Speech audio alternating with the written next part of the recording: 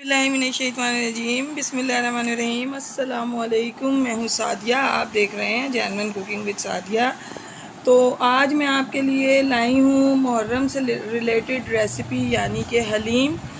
और ये इसका मसाले की रेसिपी मैं आपको पहले दे चुकी हूँ। ये इंतहाई मज़ेदार हलीम बनाई हुई मैंने घर के मसालों से आसान तरीके से। एक मरतबा आप इसको बनाएं, यकीनन ये आपको बेहद पसंद आने वाली है। मैं आज आपको बताऊँगी कि इसमें कौन सी इंग्रेडिएंट्स किस वक्त जाती हैं, कौन सी गलतियां हम करते हैं जो नहीं करनी, और कौन से काम हैं जो करना ज़रूरी हैं।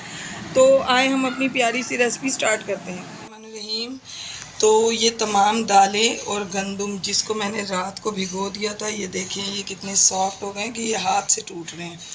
अच्छा, इनकी क्वांटिटी ऐसे है कि मैंने 2 किलो गोश्त में तकरीबन 2 कप गंदुम, 1 कप चना, 1 कप से थोड़ा कम चना की दाल, 1 कप माश की दाल, और मूंग मसूर की भी 1 कप से थोड़ी कम दाल, यानी चारों दालें मैंने 1 कप से थोड़ी कम ली।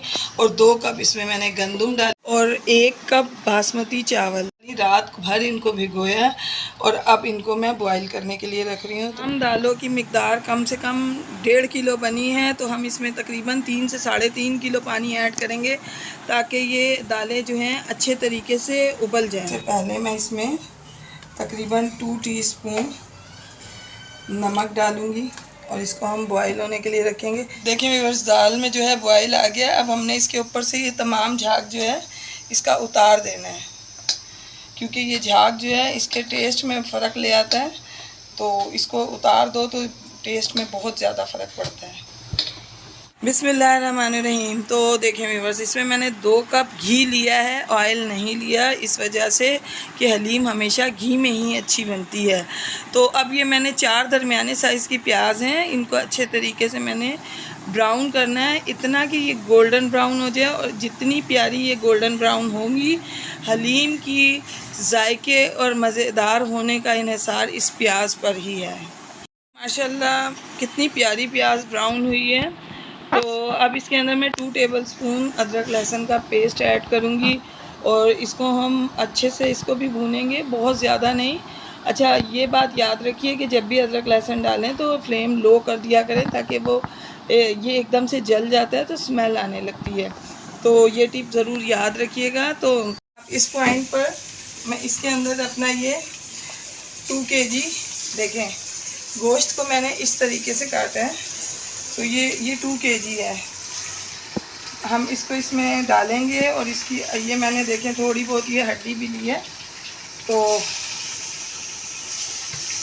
अब हम इसकी अच्छे से भुनाई करेंगे ताकि गोश्त अपना पानी छोड़े और अच्छा सा जो है ये फ्राई हो जाए।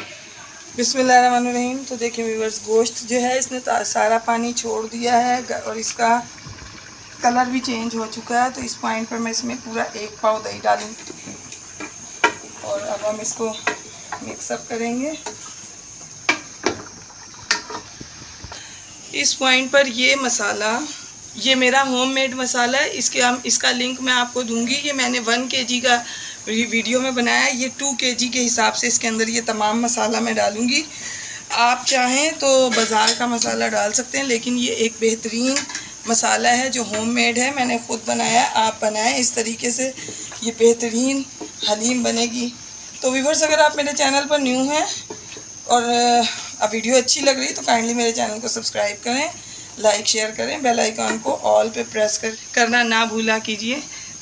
तो मैं इसको अच्छे तरीके से भून के दिखाती हूँ कि दही का अच्छी तरह भून चुका है, घी इसने छोड़ दिया है बिल्कुल, और ये मसाला बिल्कुल रेडी। देखें कैसा दाना इसमें पड़ा है, बेहतरीन कोरमा बन के रेडी है। तो अब इसके अंदर मैं तकरीबन 5 से 6 गिलास पानी डालूँगी और इस गोश्त को मैं तकरीबन 2 घंटे के लिए पकने के लिए रखूँगी, क्योंकि हमें इसको इतना गलाना है कि इसका रेशा रेशा अलग हो जाए। तो देखें बस तकरीबन मैंने इसमें 5 से 6 गिलास पानी डाला है, ताकि गोश्त जो है अच्छे तरीके से इसमें गल जाए। और पानी तो फिर बाद में हम भून के खुश्क कर ही लेते हैं। अब मैं कवर करके रख दूँगी और तकरीबन मैं अब आपको 2 घंटे के बाद जब ये गल जाएगा तो फिर दिखाऊँगी। रहीम। तो देखें व्यूअर्स, दाल जो है ये देखें ये मुकम्मल तौर पे गल चुकी है। इसको मैं ब्लेंडर जार में डाल के अब मैं इसको अच्छे तरीके से इसको घोट लूँगी, यानी ये बिल्कुल जो है एक स्मूथ सा टेक्सचर इसका आ जाएगा।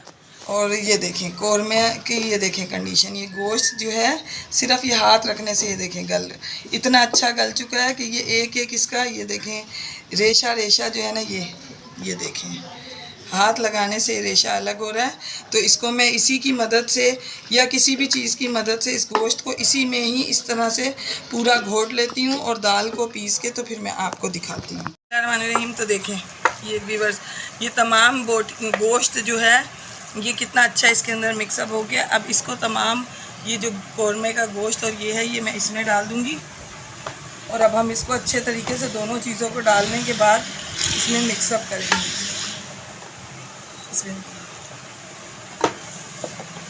मैंने ये जो दाल है इसको मैंने अच्छे तरीके से ब्लेंड कर लिया। देखें कितनी अच्छी बारीक बिल्कुल पिस गई है।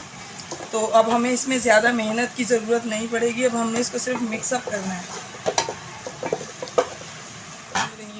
तो देखें व्यूअर्स, ये काफ़ी मैंने जितना भी कौरमा था और जो दाल थी उनको मिक्सअप कर लिया। ये देखें आप इसका रेशा कितना ज़बरदस्त आ रहा है। ये देखें कितनी रेशेदार हलीम बनी है, लाजवाब हलीम बनी। मैं इसके ऊपर अब आपको तड़का लगा के दिखाती हूँ। बिस्मिल्लाहिर्रहमानिर्रहीम। तो अब हम इसका तड़का तैयार करें। 1 से 1.5 कप घी है। तो इसके अंदर ये मैंने प्याज काटी, बड़े साइज़ की प्याज काट ली थी। तो इसका अब हम इसको मैंने फ्लेम ये ऑफ कर दिया और अब हम इसका तड़का लगाएंगे। ये तड़का बिल्कुल रेडी है। बिस्मिल्लाहिर्रहमानिर्रहीम। ये देखें अब मैं आपको इसको डिश आउट कर रहीम। तो देखें व्यूअर्स, मेरी सारा दिन की मेहनत आपके सामने है। इंतहाई खूबसूरत देखने में, इंतहाई मज़ेदार खाने में ये हलीम बनाएं। बहुत मज़े का बना है, यकीन माने मैं आपको खिला नहीं सकती लेकिन बहुत मज़े का बना है। तो आप भी मेरे तरीके से बनाएं, यकीनन आपको बहुत ज़्यादा पसंद आने वाला है ये इंशाल्लाह। तो व्यूअर्स, मैं आपको अपनी दुआओं में याद रखती हूँ, आप अपनी दुआओं में मुझे याद रखा कीजिए। तो मिलते हैं नेक्स्ट रेसिपी में। ओके, अल्लाह हाफिज़।